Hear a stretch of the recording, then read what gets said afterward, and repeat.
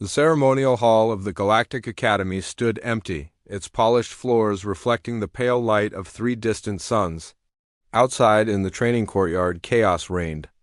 Ilara watched from the observation deck as 23 cubs of the Kethran species tumbled and wrestled in the dust, their ceremonial uniforms lying forgotten in crumpled heaps around them.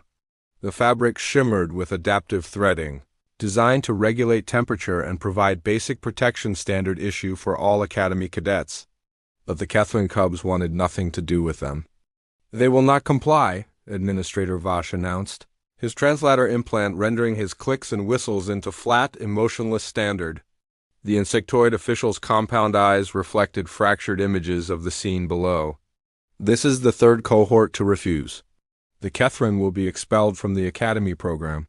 Ilara crossed her arms, studying the cubs. They were quadrupedal, covered in dense golden fur that rippled like wheat fields in wind. Their faces bore the innocent curiosity of youth, large eyes blinking in the afternoon light. They looked happy, free, unburdened. "Have you asked them why?" Ilara asked. Vosh's mandibles clicked in what might have been irritation.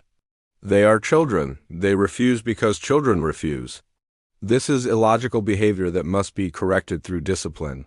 Or through understanding." Ilara turned from the window. "Give me 1 solar cycle with them. Impossible.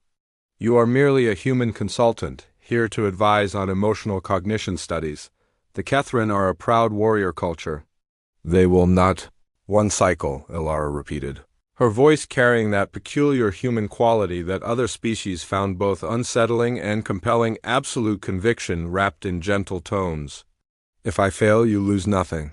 If I succeed, you gain an entire generation of Kethran warriors for the Academy." Vash's antennae twitched. "Very well, 1 cycle. But when you fail, human Ilara, remember that some species are simply incompatible with civilization's demands." Ilara descended to the courtyard alone, carrying nothing but a single uniform. The cubs noticed her immediately, their play freezing as they registered the unfamiliar biped approaching. Their ears swiveled forward and small growls rippled through the group. She sat down cross-legged on the warm stone, the uniform folded in her lap, and simply waited. Minutes passed.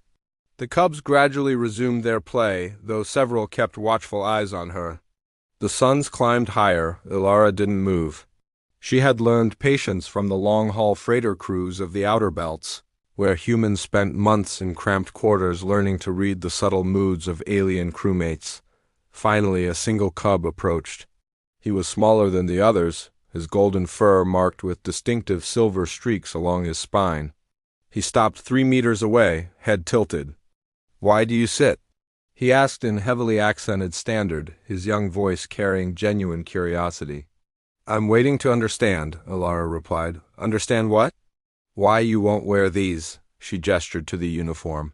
The cub she would later learn his name was Ren patted closer. "They make us look like the others?" "The others? The ones without fur? The ones who stand on 2 legs? The ones who are not Kethran?" His ears flattened slightly. "We are proud, we are ourselves. Why should we pretend to be something else?" Understanding bloomed in Ilara's mind, that particular human gift for connecting disparate concepts through empathy. The uniforms weren't just clothing to the Kethran, they were erasure. They were conformity that denied identity. She lifted the uniform, examining it with fresh eyes. "Ren, would you help me with something?" The cub's ears perked. "What?" "I've never dressed a Kethran before. I don't know how this would even fit someone with 4 legs and your beautiful fur." She smiled. "Would you show me? Just to help me understand." "You don't have to wear it. Just show me how it would work." Ren hesitated, then moved closer. Other cubs began to drift over, curiosity overcoming caution. Ilara unfolded the uniform and together they examined it. The garment had been designed by species who stood upright, with 2 arms and 2 legs. For the quadrupedal Kethran, it was a puzzle of fabric and fastenings that made no sense. "Here," Ren said, pointing with his snout, "this part goes—" "No, that's wrong. What if we tried it this way?" Ilara suggested, demonstrating. "The chest piece could drape across your shoulders, and these lower sections could wrap around your legs but leave your fur visible. See, you wouldn't be hiding who you are, you'd be adding to it." Ren stood still as Alara adjusted the uniform, her hands gentle and patient.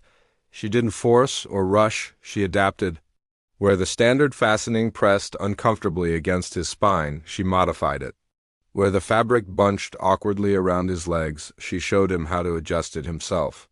The color, another cub piped up, it is not ugly. The Academy chose it to match Kethrin's sunset ceremonies, Alara explained. They were trying to honor you. They never said that, Ren muttered, but his tone had shifted from defiance to consideration. Alara stepped back.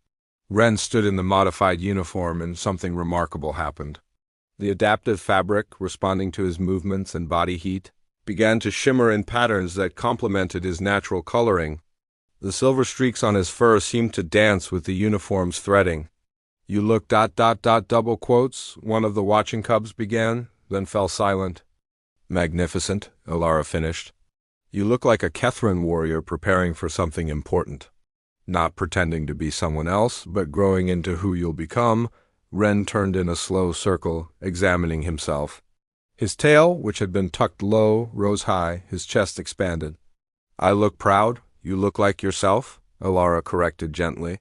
The uniform isn't changing you, it's just ... acknowledging that you're part of something bigger while still being exactly who you are. Within the hour, every cub had approached Alara. She spent the remainder of the solar cycle helping each one dress, adjusting fabric, explaining purpose, listening to their fears and pride. Her hands were gentle, her explanations patient. She never ordered or demanded, she collaborated. When Administrator Vash returned at cycle's end, he found 23 Kethrin cubs standing in formation, their uniforms properly worn, their bearing proud. They hadn't abandoned their identity, they'd expanded it. Ren stepped forward as the group's chosen speaker. We are ready for the Academy. We are Kethrin. We are warriors. We are cadets. All of these things at once. Vash's antennae quivered in surprise. He turned to Alara. How did you accomplish this? What discipline did you employ? Alara smiled, that peculiar human expression that conveyed warmth across species barriers. No discipline, just understanding. Sometimes the strongest thing you can do isn't to demand someone change, it's to help them see that growing doesn't mean losing themselves. As the cubs marched toward the ceremonial hall, their steps synchronized but uniquely their own, Ren glanced back at Alara. In his large eyes shone something that transcended species gratitude, respect, and the recognition of someone who had seen him truly. In the wider galaxy, humanity was neither the strongest nor the oldest species.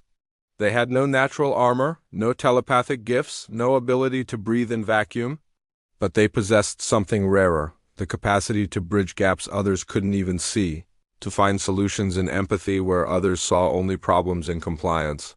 And sometimes that was exactly what the universe needed. The cubs stood proud. And so did the human who had helped them see that pride and purpose could walk hand in hand.